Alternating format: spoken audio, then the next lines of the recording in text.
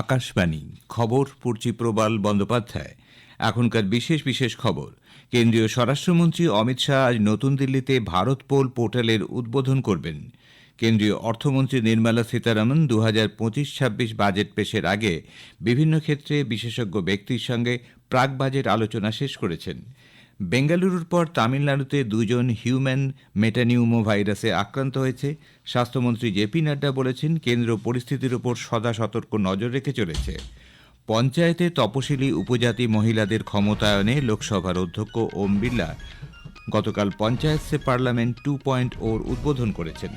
কানাডার প্রধানমন্ত্রী Justin Trudeau শাসক দল লিবারেল পার্টির নেতৃত্ব থেকে পদত্যাগের কথা ঘোষণা করেছেন। হকি ইন্ডিয়া লিগে রৌরকেল্লায় আজ বেদান্ত কলিঙ্গ ল্যান্সার্স লিগ তালিকার শীর্ষে থাকা বেঙ্গল রার টাইগার্সের বিরুদ্ধে খেলবে। আসছে বিস্তারিত সংবাদে। কেন্দ্রীয় স্বরাষ্ট্রমন্ত্রী অমিত শাহ আজ নতুন দিল্লিতে ভারত পোল পোর্টালের সূচনা করবেন। কেন্দ্রীয় গোয়েন্দা সংস্থা সিবিআই এই পোর্টালটি তৈরি করেছে। ভারত পোল ইন্টারপোলের মাধ্যমে যে সমস্ত আন্তর্জাতিক সহায়তা চাওয়া হয় তা সরবরাহ করতে সমর্থ হবে। এক সমাজ মাধ্যম বার্তায় স্বরাষ্ট্রমন্ত্রী বলেছেন, সিবিআইয়ের সাহায্যে নির্মিত ভারত পোল আগামী দিনে এক গুরুত্বপূর্ণ দিকচিহ্ন হতে চলেছে। তিনি বলেন, মোদী সরকারের ভাবনায় সকল ভারতীয়ের জন্য যে সুরক্ষিত ভারত নির্মাণের কথা বলা হয়েছে তা এর মাধ্যমে সম্পূর্ণতা পাবে।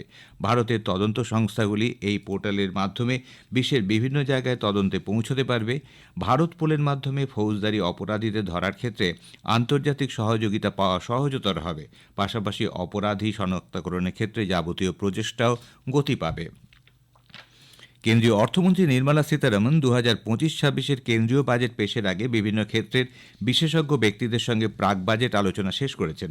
গত বছরের 6 ডিসেম্বর থেকে এক মাসেরও বেশি সময় ধরে তিনি এই আলোচনা করেন।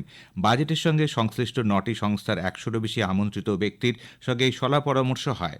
এর মধ্যে রয়েছে কৃষক সংগঠন, কৃষি অর্থনীতিবিদ, ট্রেড ইউনিয়ন, শিক্ষা ও স্বাস্থ্যক্ষেত্র, ক্ষুদ্র ও মাঝারি শিল্প, শিল্প ও পরিষেবা, অর্থনীতিবিদ এবং মূলধনী বাজারের নেতা ও বিশেষজ্ঞরা।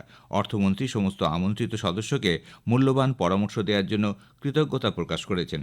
জনভাগিদারি ভাবনার সূত্রে বাজেট প্রস্তুতির সময় বিভিন্ন ক্ষেত্রে নাগরিকদের সক্রিয় অংশগ্রহণে উৎসাহ দেওয়া হয়ে থাকে। 10ই জানুয়ারি থেকে নাগরিকরা কেন্দ্রীয় বাজেট 2025-26 জন্য তাদের ভাবনাচিন্তা মাইগভ প্ল্যাটফর্মে পাঠাতে পারবেন।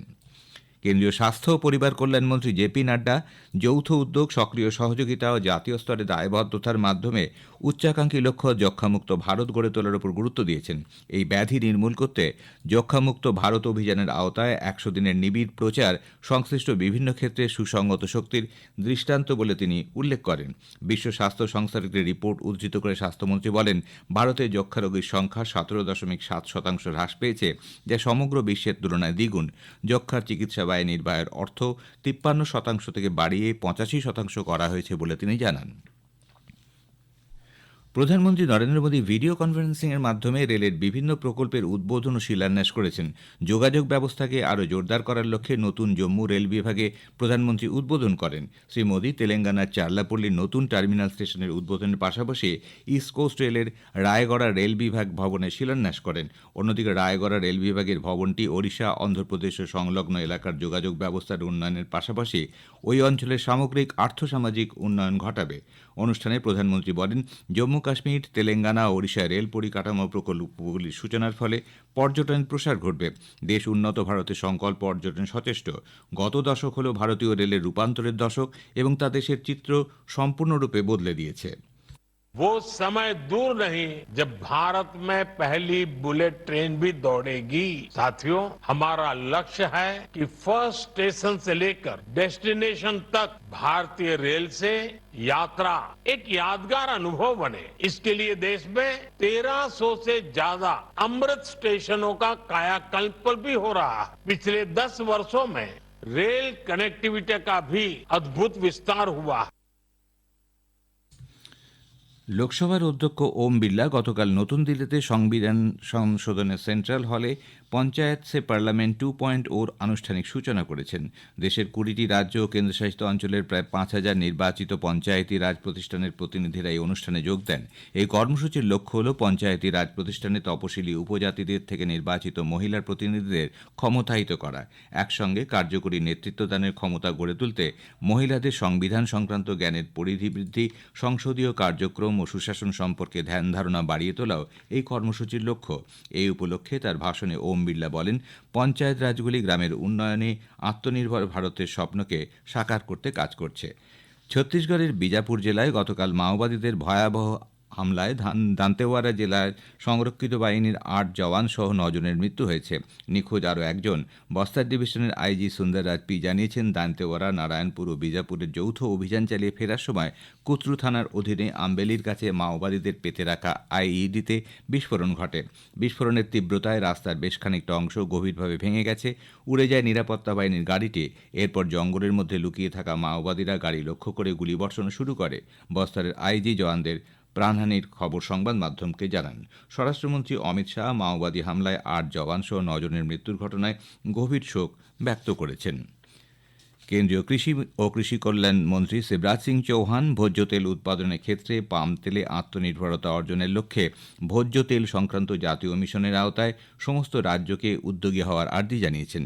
এই মিশনের উদ্দেশ্য হল আমদানি হ্রাস করার পাশাপাশি কৃষকদের উপার্জনের বৃদ্ধি ঘটানো। 2025-26 সালের মধ্যে 6.5 লক্ষ হেক্টর জমিতে তাল গাছ রোপণের লক্ষ্যমাত্রা ধার্য হয়েছে।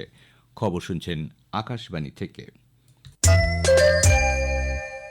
আমাদের সংবাদ শোনা যাবে ইউটিউব চ্যানেল আকাশবাণী সংবাদ বাংলা, ফেসবুক ও ইনস্টাগ্রাম আকাশবাণী সংবাদ কলকাতা এবং এক্স হ্যান্ডেল AIR নিউজ কলকাতাতে।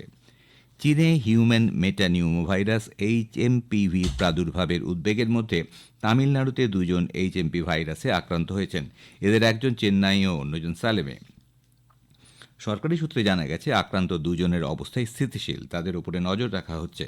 স্বাস্থ্য মন্ত্রকের সতর্কবার্তায় উল্লেখ করে তামিলনাড়ু সরকার আরও বলেছে, এই সংক্রমণ নিয়ে অযথা আতঙ্কের কোনো কারণ নেই। অন্য যে কোনো ফুসফুসের সংক্রমণের মতোই এই ভাইরাস আক্রান্তদের চিকিৎসা করতে হয়। যেমন হাঁচি বা কাশির সময় নাক, মুখ, চোখ ঢেকে রাখা, মাস্ক পরা, বারবার হাত ধোয়া এবং চিকিৎসক ও স্বাস্থ্য কর্তৃপক্ষের সঙ্গে যোগাযোগ রেখে চলা। এর আগে কর্ণাটকের বেঙ্গালুরুতে 2 জনের এই রোগে আক্রান্ত হওয়ার খবর মিলেছে।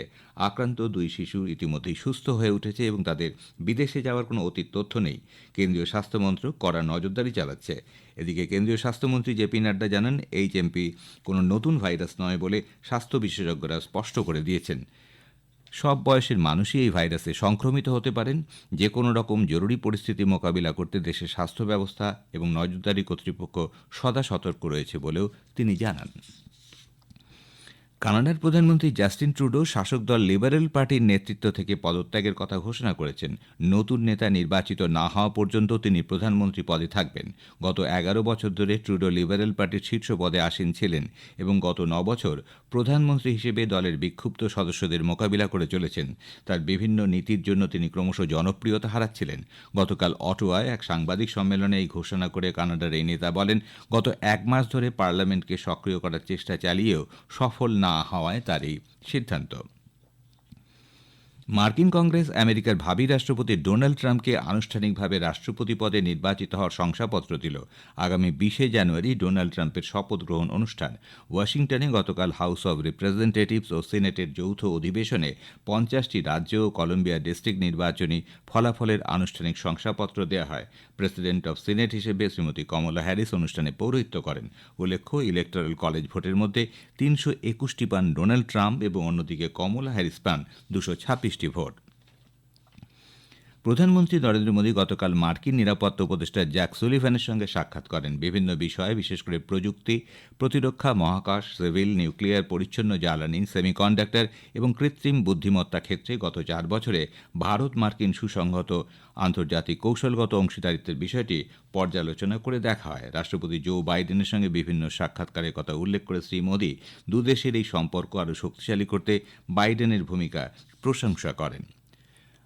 বাংলাদেশের মোট অভ্যন্তরীণ উৎপাদন জিডিপি চলতি আর্থিক বছরে জুলাই থেকে সেপ্টেম্বরের প্রথম ত্রৈমাসিকে তাৎপর্যপূর্ণভাবে 1.8 8.1% নেমে এসেছে। গত বছরের এই সময়ে এর পরিমাণ ছিল 6.04%। Bangladesh bureau of statistics BBSF এর তথ্য অনুসারে দেশে গত 3.5 বছর ধরে রাজনৈতিক অস্থিরতা অর্থনৈতিক কর্মকাণ্ডকে প্রভাবিত করছে। উল্লেখ্য, বাংলাদেশের আর্থিক বছর শুরু হয় 1 জুলাই থেকে। কুয়ালালামপুরে মালয়েশিয়া ওপেন ব্যাডমিন্টন প্রতিযোগিতায় ভারতীয় খেলোয়াড়রা আজ মাঠে নামতে চলেছে। পুরুষদের ডাবলসে সাত্বিক সাইরাজ, রাঙ্কি রেড্ডি ও চিরাগ শেট্টির জুটি চীনা তাইপের মিং চে লু এবং তাই কাই ওয়ের মুখোমুখি হবেন। হকি ইন্ডিয়া লিগে গতরাতে সুরমা হকি ক্লাব পেনাল্টি শুটআউটে দিল্লি SG পাইপার্সকে 3-1 গোলে হারিয়ে দিয়েছে। আজ বেদান্ত কলিঙ্গ ল্যান্সার্স লিগ তালিকার শীর্ষে থাকা স্ট্রাচি আর বেঙ্গল টাইগার্সের বিরুদ্ধে খেলবে। শেষ করার আগে বিশেষ বিশেষ খবরের কিছু অংশ আবার পড়ছি। কেন্দ্রীয় স্বরাষ্ট্রমন্ত্রী অমিত শাহ আজ নতুন দিল্লিতে ভারত পোল পোর্টালের উদ্বোধন করবেন। কেন্দ্রীয় অর্থমন্ত্রী নির্মলা সীতারমণ 2025-26 বাজেট পেশের আগে বিভিন্ন ক্ষেত্রে বিশেষজ্ঞ ব্যক্তির সঙ্গে প্রাক বাজেট আলোচনা শেষ করেছেন। খবর শেষ হলো, এরপরে শুনুন স্থানীয় সংবাদ।